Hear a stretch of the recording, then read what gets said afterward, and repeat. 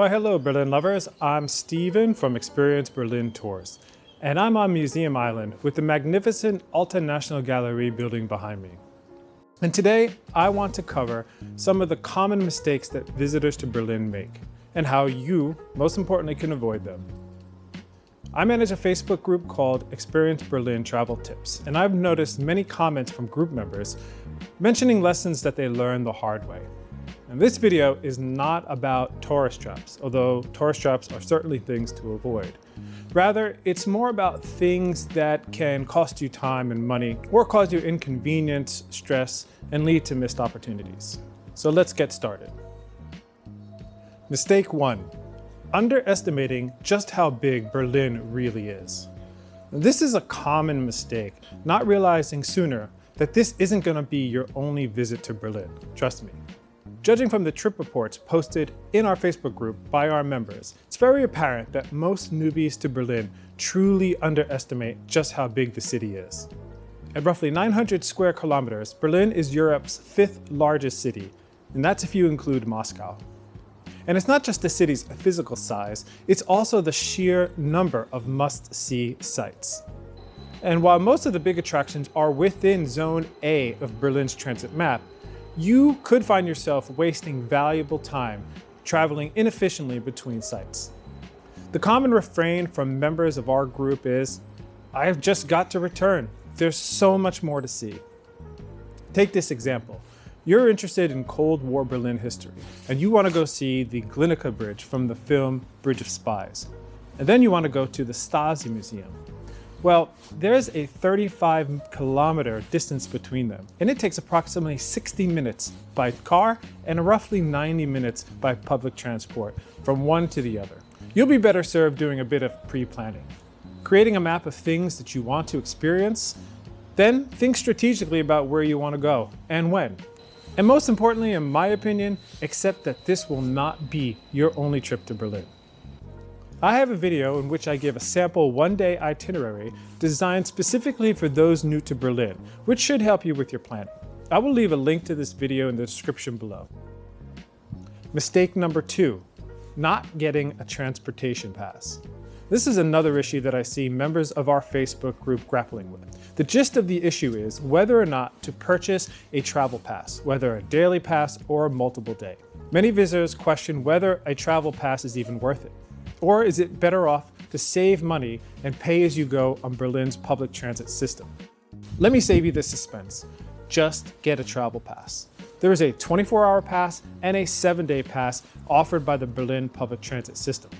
There are also tourist discount passes that include unlimited public rides for between 2 and 6 days.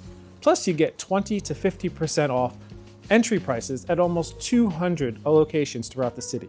Buying a pass means a one-time purchase and a one-time validation. That's it. And if you're planning to use Berlin's mass transit at least 3 times a day, you will probably be better served with a pass. Also, each adult pass allows you to bring up to 3 children aged 6 to 14 for free. Kids 5 and under always ride for free. Single tickets do not give you this bonus. Even if you aren't sure, having an unlimited pass equals ease of mind. There is no standing in front of ticket machines. You greatly reduce the chances that you'll ride without a valid ticket, and the hefty fine that comes along with it.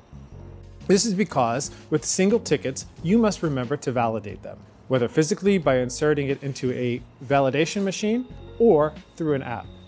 And if you are flying into Berlin-Brandenburg Airport and you decide to get a travel pass, just get the ABC pass, rather than the AB pass and buy extension tickets to and from the airport. It's likely going to be the most efficient choice for you. And for the extra few euros, it eliminates all of the guesswork. Let your brain have a holiday too. I have a video on how to navigate the Berlin transportation system that goes more in depth on tourist passes and travel passes in general. I'll leave a link to this video in the description. Mistake number 3, not taking the train from the airport to your hotel.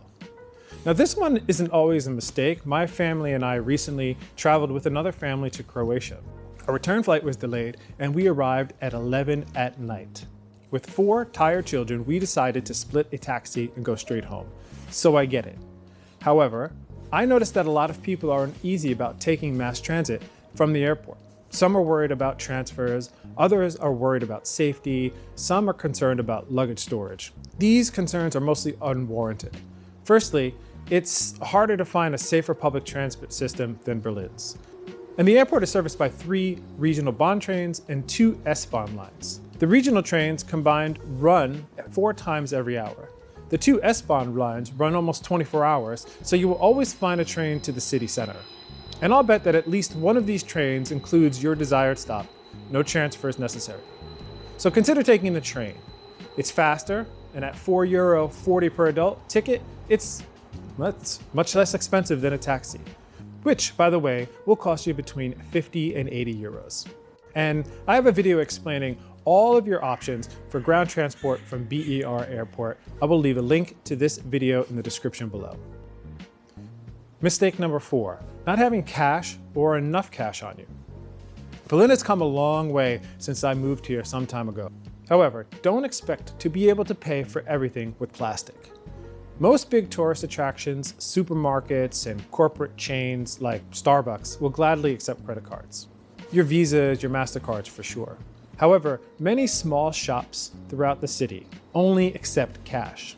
Usually at bakeries, Spätis, the name for convenience stores in Berlin, small clothing shops, flea market vendors, just to name a few. These establishments will usually post a sign somewhere that purchases can only be made with cash or Bargeld. Or they will post that no credit card payments are possible. If you're lucky, some will accept credit card payments if you spend a certain minimum. Others may tag on 3 to 5% as a credit card transaction fee. And sometimes credit card means EC card. EC cards are debit cards, not credit cards, and they are specific to Germany. You know, I don't think I know any German with an actual credit card. They don't carry credit card debt. It's weird. Likewise, make sure that you are carrying small coins with you. You will need them as deposits for lockers at museums.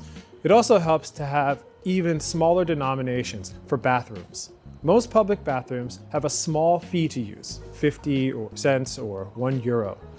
I have seen new ones in the city that do accept credit cards, so perhaps there will be more in the future. And as we discovered on a recent sightseeing trip downtown, having smaller change than a €1 coin is helpful. Our children repeatedly asked us for one of those souvenir coins from the crank coin presses you often find at attractions. It required a 5-cent piece along with a €1. We didn't have either, and we ended up with disappointed children.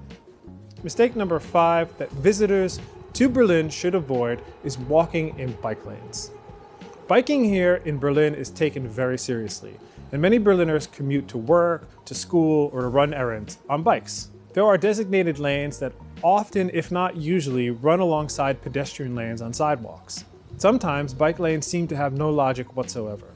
Bike lanes could be clearly marked in green or red, or sometimes with bright white or yellow outlines. Often, these bike lanes are not well marked or do not contrast that much with pedestrian lanes. And tourists often find themselves unaware that they are in the bike lane. Sometimes the bike lanes run dangerously close to pedestrian crosswalks, with bikes whizzing by just steps away from pedestrians waiting to cross the street. And you can see in this image just how easy it is to block the bike path. And not a day goes by where I don't see a bicyclist skidding to a stop and then heaping expletives on a pedestrian for blocking their way. Even worse, you can get hurt. This happens almost daily in Berlin. Likewise, when getting on and off trams and buses, you need to pay particular attention to where the bike lanes are.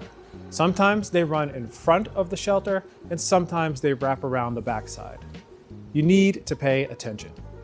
At intersections, be aware that bikes have their own traffic lights. Be careful not to anticipate the green light for pedestrians. Mistake number 6. Avoid assuming that pedestrians have the right of way. The car is king here. Of course, pedestrians have the right of way at intersections with traffic lights when they have the little green ample map.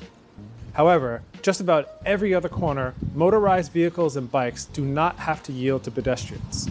Now, I'm from places where pedestrians have the right of way, and even after living here for a decade, I still can't get used to this, but you definitely should. Technically, you should only cross main roads at traffic lights or across special pedestrian crosswalks. Vehicles and bikes must yield to pedestrians at these zebra crossings with blue signs showing a pedestrian crossing allowed. Be aware, there are pedestrian crossings with round blue signs with an arrow pointing down. Pedestrians do not have the right of way here, so don't confuse these two types of crossings. You can cross over side streets, but you need to be careful. Look out for both vehicles and bikes approaching the intersection, as well as vehicles and bikes making right turns onto the side street. And there usually are no zebra crossings on these side streets. I don't want to scare you, I just want you to always be aware that you, well, need to be aware. Mistake number 7, taking the 100 public bus as a replacement for a hop-on, hop-off bus. Now you might have heard of Berlin's public bus line 100 and its close counterpart, line 200. These have been promoted over the years as Berlin's free tourist bus tour, an alternative to the pricier hop-on, hop-off buses. This is especially true of the 100 bus, which hits many of Berlin's biggest draws on its way from Alexanderplatz to Zoological Garden. These include Museum Island, Unter den Linden, the Brandenburg Gate, and the Reichstag, just to name a few. I used to recommend the 100 line, but I believe that it's lost some of its charm. The main reason, in my opinion, is that you should no longer expect to climb to the top of a double-decker bus for an elevated view of the city. These double-deckers are being discontinued and pulled from the system. Instead, you are almost certain to climb aboard a single-deck bus, which has much more limited visibility. Secondly, the recently finished U5 U-Bahn line follows much of the same route as the 100 bus. The U5 also goes eastbound from Alexanderplatz, with stops servicing Tierpark, that's East Berlin Zoo, the Stasi Museum, Friedrichshain, and the East Side Gallery, and the Gardens of the World. The U5 also runs more frequently and is not at the mercy of Berlin's vehicle traffic. I think the 100 line is still worth boarding between the Reichstag and the Kaiser Wilhelm Memorial Church in order to reach the Victory Column and Bellevue Palace. Let me know in the comments if you've taken the 100 bus. What do you think about it? Is it still worth it? Mistake number 8, avoiding Berlin in the winter. This is yet another topic that I see pop up in our group. As a parent with kids in school, I am chained to the school holiday schedule. This means that travel will be expensive for my foreseeable future. But if you have the flexibility to visit Berlin on your own terms, then consider visiting in the winter.